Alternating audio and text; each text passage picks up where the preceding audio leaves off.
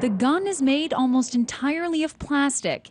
It's capable of firing a .380 caliber bullet. And almost every single component was made using a 3D printer, bought from eBay for merely $8,000. This new generation gun is called the Liberator, and it was developed by Defense Distributed. We wanted to use a 3D printer to print a gun and release the files open source. That's the voice of Cody Wilson, the group's co-founder. He made waves earlier this year after successfully firing the gun. The sound quickly reverberated in the halls of Congress.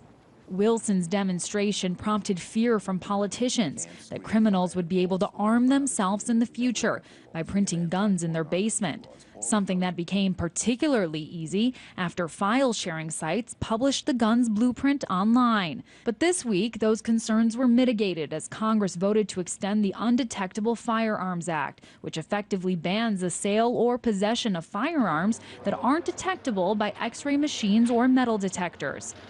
And that means guns cannot be 100% plastic.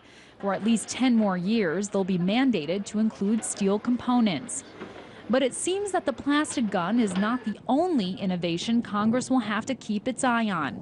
Just last month, Solid Concepts announced it had manufactured the world's first 3D printed metal gun.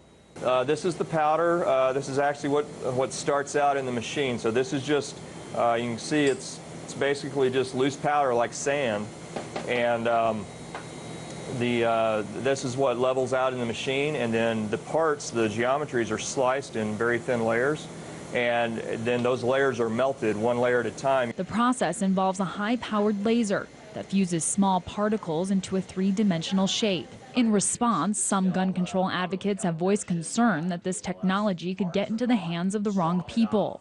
I understand the concerns. I don't think they're all that, well-founded, because quite frankly, the cost and the experience level to actually use these to print a firearm, criminals would be much smarter if they would just go out and buy these off the street.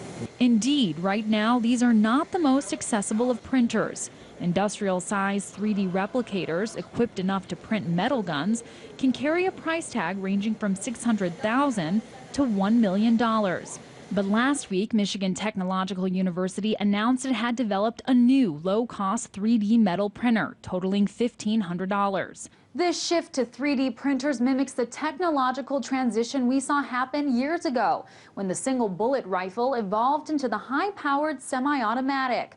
So the question on the minds of many people is, how do you regulate a technology that's only becoming cheaper and more accessible by the day?